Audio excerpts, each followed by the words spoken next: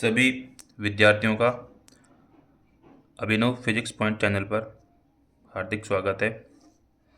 जैसा कि पिछले वीडियो में अपन ने डाइलेक्ट्रिक कांस्टेंट और कूलॉम्स लॉ का वेक्टर फॉर्म के बारे में डिस्कस किया था। अब अगले टॉपिक में अपन डिस्कस करेंगे सुपरपोजिशन थ्योरम, अध्यारोपण का सिद्धांत। ये सुपरपोजिशन थ्योरम जब अपन न्यूमेरिकल्स क्वेश्चन सॉल्व करते हैं तो उसमें इसका यूज होता है, इसलिए ये डिस्कस करना इम्पोर्टेंट है। और बहुत सारे क्वेश्चंस एग्ज़ाम में इस सुपरपोजिशन प्रिंसिपल के ऊपर पूछे गए हैं। तो पहले अपन सुपरपोजिशन थ्योरम करेंगे, उसके बाद इसके ऊपर एक क्वेश्चन डिस्कस करेंगे और एक क्वेश्चन आपको होमवर्क के लिए दिया जाएगा, जिसका आंसर आप लोग कमेंट बॉक्स में देना। सुपरपोजिशन थ्योरम ये होती है, पहले मैं हिंदी मीडियम वालों बच्चों को क्लियर कर देता हूँ कि सपोज करो कि बहुत सारे चार्ज हैं, पॉइंट चार्ज। अपने को किसी एक पर्टिकुलर चार्ज के ऊपर रिजल्टेंट फोर्स निकालना है। तो आपको पता है कि अपन दो पॉइंट चार्ज के बीच में जो फोर्स कैलकुलेट करते हैं वो अदर चार्ज से कोई इफेक्ट नहीं होता है। जैसे सपोज करो कि Q0 और Q1 चार्ज है, इनके बीच में जो लगने वाला फोर्स है वो Q2 से कोई फ़र्क नहीं पड़ेगा, Q3 से उसके ऊपर कोई फ़र्क नहीं पड़ेगा, Q1 से उसके ऊपर कोई फ़र्क नहीं पड़ेगा, जब अपन सिर्फ Q0 और Q1 के बीच में चार फोर्स कैलकुलेट कर रहे हैं। तो सपोज करो कि अपन ये मान लेते हैं कि Q0 से Qn तक ये चार्ज का डिस्ट्रीब्यूशन है।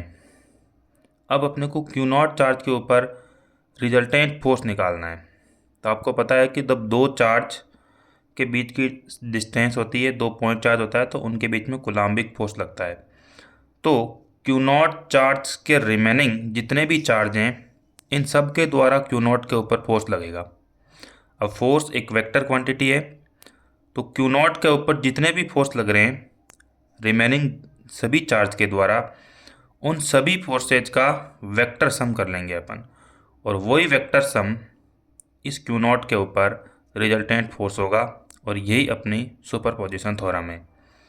तो एक बार इसको डिटेल में अपन डिस्कस करते हैं।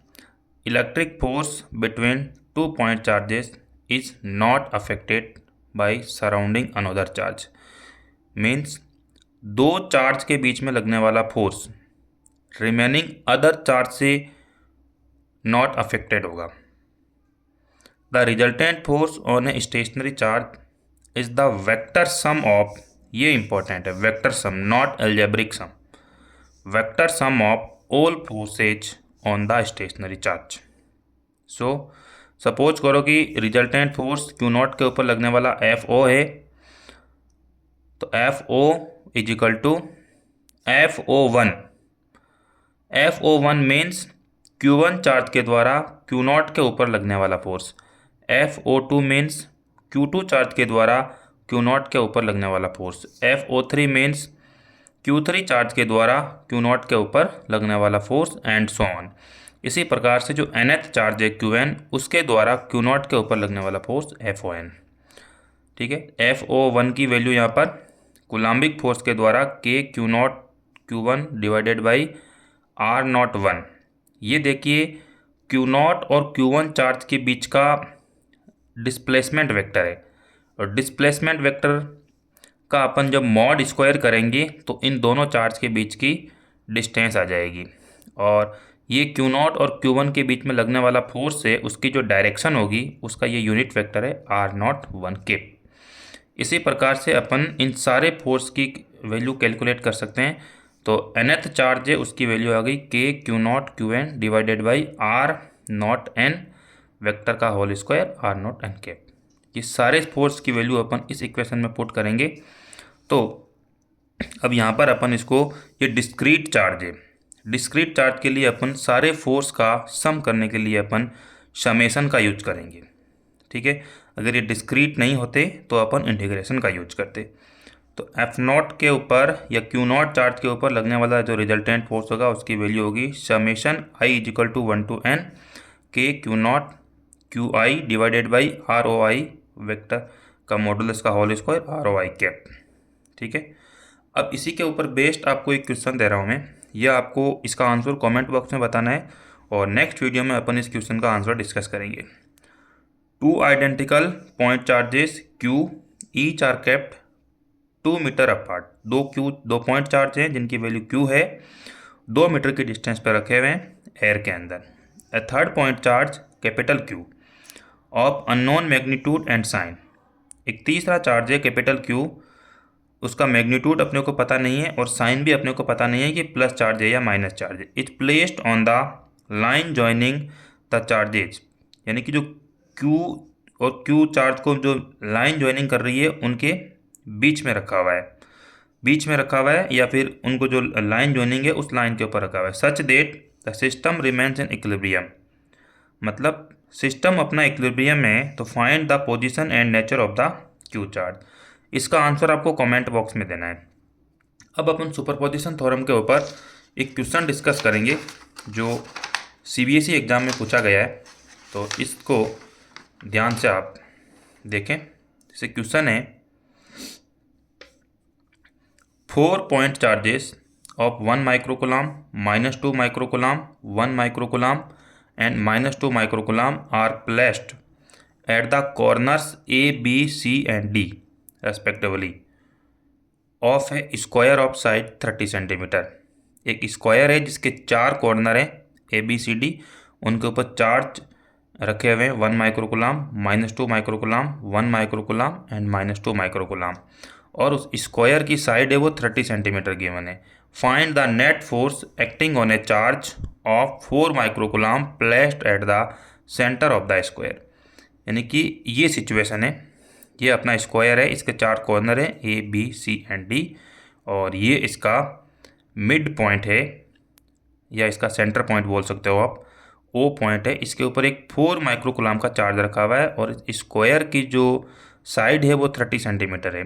तो सुपरपोजिशन थ्योरम के द्वारा इस ओ पॉइंट पर या फिर सेंटर पॉइंट पर जो लगने वाला नेट फोर्स होगा उसकी वैल्यू इस सेंटर के ऊपर इन चारों रिमेनिंग चार्ज के द्वारा लगने वाले सभी फोर्सेज का वेक्टर सम होगा।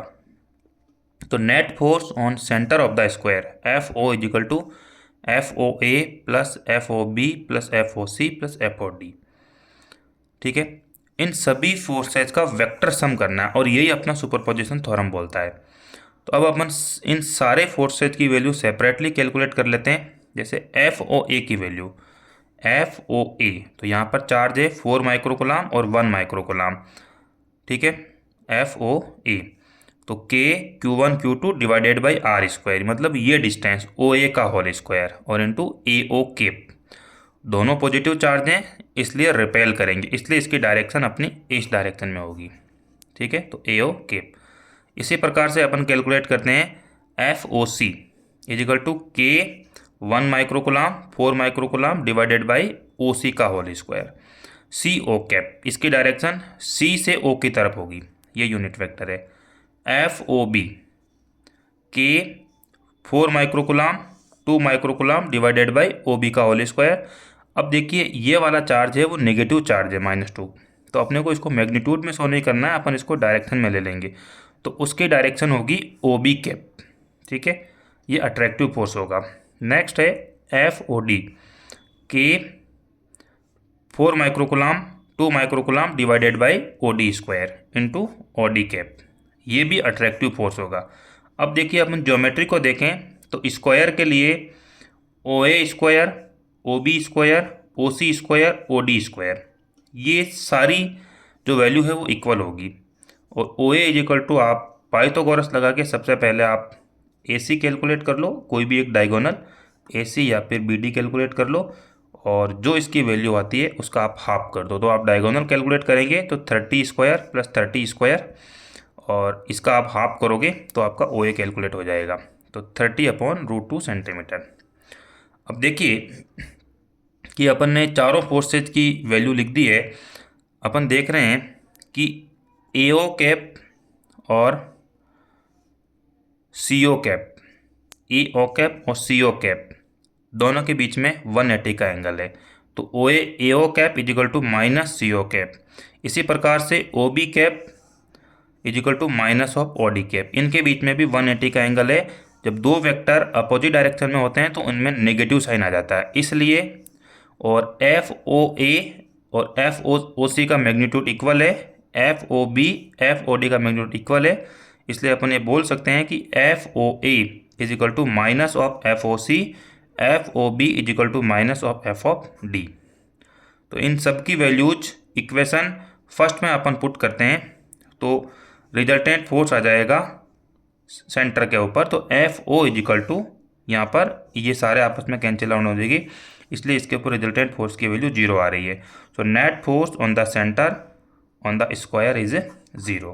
तो इस प्रकार से ये क्वेश्चन इसके ऊपर बेस्ड आते हैं। तो आप सभी जो ये क्वेश्चन दिया गया है उसको आप ध्यान से पढ़ें और उसका आंसर कमेंट बॉक्स में कमेंट करें। धन्यवाद। सभी स्टूडेंट अपने मित्रों के साथ इस चैनल को शेयर करें।